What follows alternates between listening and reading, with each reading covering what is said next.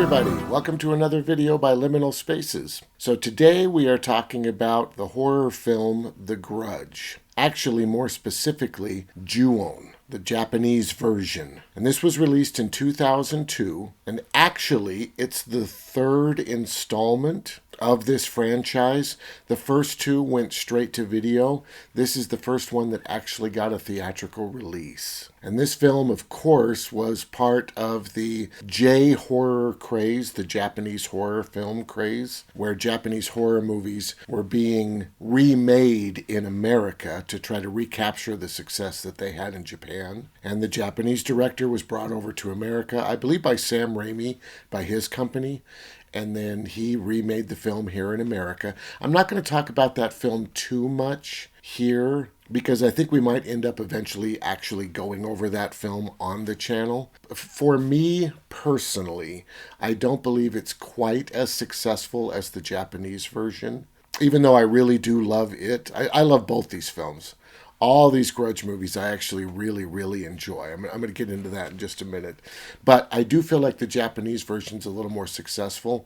But in all fairness, I saw the Japanese one first. And I feel like if you see something and you enjoy it, or you read something and you enjoy it, and then you see another take on it, I think that second approach is always at a disadvantage. You know what I mean? The one you see first is probably the one you'll like the most. But I really do love this film, and I highly recommend that you watch it. I do have to point out, of course, it's Japanese. It has Japanese subtitles. So if you have trouble reading subtitles, or you just don't like them in general, that's something really big that you need to know about. You might just want to jump straight to the American version, because I don't know if they ever dubbed it. I kind of doubt it. I've never... So here's the real problem. This film hasn't had a proper release, in my opinion, in America. There's an amazing box set that Arrow Video put together and released in Europe, but they haven't released it here in America. And for me, that's a really big issue. So I have two big problems with the fact that it hasn't been released in America yet. Number one is, of course, I want the people who deserve to get paid for a release to get paid. I do feel like if I spent hours searching on the internet, I could find some way to rip the thing or whatever it is, to download it and steal the thing and have copies of it, right? But I don't want any of that. I want the box set. I want the actual thing. I want the artwork. And I want to support the people who deserve to get paid. Because I believe, honestly, the only reason it hasn't been released in America is there must be some kind of weird rights issue. There must be somebody who's saying, we need to get paid because we helped with the American part of this, or whatever. I don't know. So I feel like that needs to be worked out, and it needs to be released in this country. And then secondly, a lot of the stuff in the box set is region locked. So I could just buy it from Europe and have it shipped over here, but I wouldn't be able to watch much of any of it. I believe only the theatrical released film is the one that's in 4K. I think everything else is Blu-ray, which means we couldn't watch any of the documentaries, we couldn't watch any of the other films.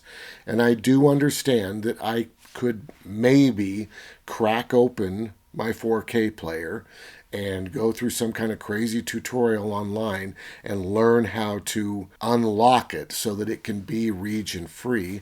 Or I can buy a player that I actually really would like to buy way in the future. It's super expensive right now. There's no way I could afford the thing. But there is a player out there that is region free. But it's weird because it kind of, it feels strange to me. I want a really good player. But once again, I want everyone who was involved with the project to get paid for being involved with the project, you know? I feel like Sam Raimi's company might be the stumbling block, but I'm not positive. I don't know why it hasn't been released in America yet. The Ring has a box set. I do not believe that these smaller companies like Shout Factory and other companies like that would say, I don't think this would sell enough for us to bother to release it here as well as there. With the stuff that they release, right? I mean, there have been insane titles. They release anything they can possibly get their hands on. There's no way The Grudge would underperform for them, since they've already got everything done. The box set is complete. All they have to do is change the region coding and print some more. That's it. It's literally just more profit for the same product if there's not rights issues, right? And that's why I believe it's probably going to rights issues. And that makes me think about Sam Raimi, and I hope it's not. I hope that there's just some weird little stumbling block and they just haven't got around to it yet. This is the same thing that Chris talked about with Tale of Two Sisters not being released. These films need to be spread around a little bit more. There is a big market in this country for horror films in general. There's a huge market, and these films should be part of that. They should be remembered. All right, so let's talk about the film itself just a tiny bit. It's written and directed by Takeshi Shimizu. I'm sorry if I'm mispronouncing that. And I do have a DVD copy of this film. It was released in America on DVD, and it had some neat documentaries and stuff at the end. And an interesting thing that he said on that documentary is when he was first hired to do those direct-to-video releases, the producer said, "We don't care what you do at all. Just make sure it's scary." And of course, this film was massively successful in that area. It's a very scary movie. But I want to make sure that you understand that this is a ghost story. And ghost stories are kind of their own thing. They're a little bit like monster movies. So you get the fact that there's a monster there and people are trying to hide from it or get away from it, or maybe they're thinking about fighting the thing. And then eventually the monster shows up and everybody gets to see the monster and it kills a bunch of people. And it's very scary like that, right?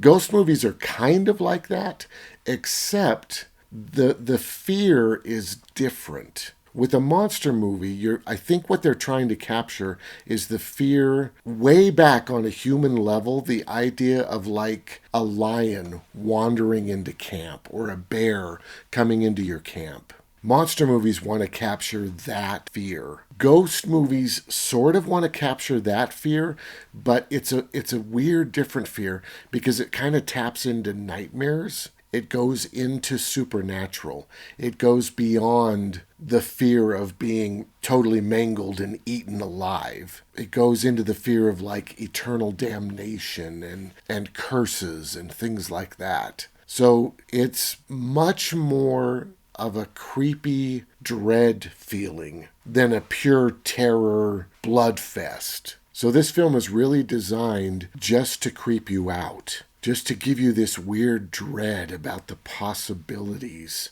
of the supernatural. It is not a bunch of just jump scares strung together. It's just really creepy. And this film goes even one step beyond that in the sense that it's not about one person. It's not one story. After the director received the job to direct that first straight-to-video product, he realized, since they don't care at all, I think all I'm going to do is take all the short horror films that I've written and just loosely kind of tie them together with this weird curse. And that makes it a little bit like The Ring in the sense that there's a house that's cursed, and if you walk in that house after some random period of time and some creepy stuff happening, you die. That's it. That is the entire premise of this film. If you go in the house, creepy stuff happens, then you die. And for me, that is just incredible. I love the fact that we don't have to get bogged down with all kinds of getting to know people and watching their relationships crumble, and all of that stuff can just be skipped. All that you're doing is watching people go in the house for some random reason and then watch them go through some creepy stuff and then they end up dying. And that's it. And then, literally, the screen goes to black, another name comes up, and then that person wanders in the house for some random reason. It's incredible. And when the film was first released, it actually caught some flack for not being a kind of a traditional narrative where there is a hero who comes in the end and saves everybody and they all get to come out of Ghostland or whatever. You know what I mean? None of that stuff happens in this. In fact, it's incredibly dark in the sense that there is literally no hope. If you walk in that house, you will die after some creepy stuff happens. I'm going to go into some spoilers now. Everything I've said before this is just designed to kind of let you know what you're in for. I feel like I've said this a bunch on both of our channels, the music channel and this channel. I feel like you have to know what you're in for in order for you to kind of be open-minded about it. If the idea of there not being a strong protagonist in this film bothers you, just don't bother to watch it because you won't enjoy it. You know what I mean?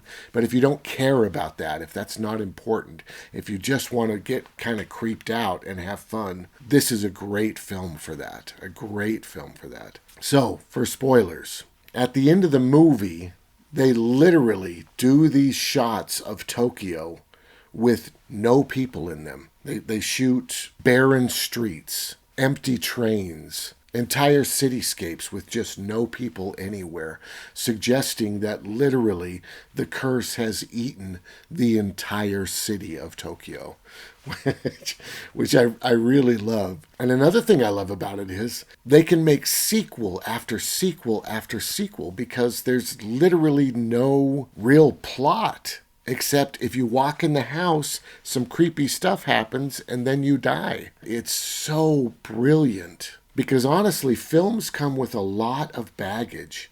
It takes a lot of investment to get to know all of the characters and to watch them go through these life-changing moments and see where they come out. And of course, there's nothing wrong with that, obviously. The greatest films ever made, of course, follow that structure. The greatest plays ever written follow that. That stuff is incredibly important. But if you just want to have a scary, fun time, you don't really need all that stuff, right? If you're sitting around telling ghost stories around the campfire, you don't care about any of that crap. You know, you just want it to be kind of scary. You just want to get to the creepy parts. And that's the best thing about this movie, is it doesn't bother with any of that. It's just trying to get to the creepy parts. In fact, I would say the middle slightly lags because they get a little bit bogged down with that. They have a father-daughter relationship, and both of them end up at the house, inside the house at different times. And we kind of need to watch them reunite in death, and and that's a tiny bit of a sag in the middle of the film for me because I don't care about any of that kind of stuff. I just want more creepiness, and man, this movie has creepiness. It's so great, and I honestly believe you can watch almost any of them. Even some of the American stuff doesn't get bogged down with that kind of stuff. It's just a bunch of scares strung together. In that aspect, honestly, I think it's kind of the opposite of A Tale of Two Sisters. I love A Tale of Two Sisters, and I personally have the same complaint that Chris has about it, which is it probably doesn't quite have enough scares. I wish that the creep paid off just a little bit more often. If they had one or two more payoff scenes for that creep, I think it probably would have been the perfect ghost film of all time. And Chris is probably almost there. I think he almost believes it is the perfect ghost film. But for me, beautifully artistic, well-made films at this point in film's history can be found. They are out there.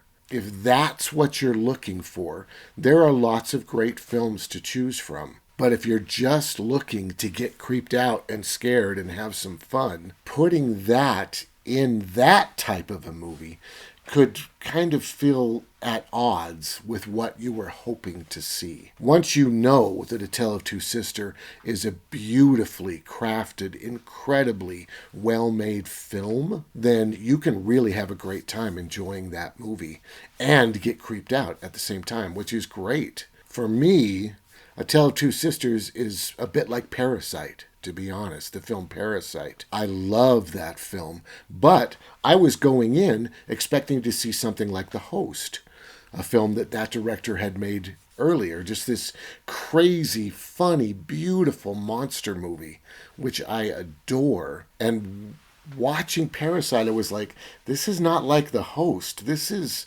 a whole other level. And after I could get rid of the idea that it wasn't supposed to be The Host, I really fell in love with Parasite. It's an incredible, incredible movie. But the statement and the artistic beauty and the amazing work that is put into that film takes up a lot of space where some scary fun could have occurred. That is not a scary fun movie. That is a very dark, deep, depressing film, which is just fine. That film must exist. I adore it. But if I'm not in the mood to watch Parasite, right, you can turn to The Grudge and just have a blast because it's so good for what it does. So for me, this is quite possibly my favorite horror film of all time. It's just so creepy and fun. It's rated G as far as I can tell. There's no sex at all in the film. There is a bit of violence. The curse that's created on the house occurs because a man kills his family, and in the scenes of the killing of the family, it gets pretty rough. There's blood splatters, people have blood all over them. So it's probably PG-13 is a little more accurate for the film. But once that initial murder happens, it's just ghost stuff. It's literally just people staring off in the distance and something moves behind them. You know what I mean? It's just ghost stuff. When the film first came out, it didn't get the greatest reviews just because it was being compared to The Ring a lot. And The Ring is a different type of film. Of course, they're both curse movies, right? If you watch the tape, after 7 days, you die. If you go in the house, some creepy stuff happens, and then you die over a random amount of time. So there was a lot of comparisons being made. And The Ring is much more traditional than The Grudge in the sense that The Ring does have a protagonist. It has someone who's trying to save the day. Whereas this is just literally scary stories kind of strung together. This is like Creepshow. I think that's a really good comparison. This is a lot like Creepshow, but it's all ghost stories. And ghost stories are slightly different. They're not jump scare, zombie kind of thrillers. They're not monster movies. They're more creepy. They're slower. All right, so that's the film, Ju-On The Grudge. If you're able to find this, I highly recommend that you check it out. If you like Japanese horror especially, although I would assume if you like Japanese horror, you've already seen this 100 times. But if you just like ghost stories in general, this is a great one. It's a must pick up. It's truly, truly an excellent movie. Well, I hope you enjoyed this. If you did, please hit the like button. If you'd like to see more like this, make sure to subscribe. We have so much content. We're actually coming up on our year anniversary, so we have a ton of videos for you to check out. And have a great day.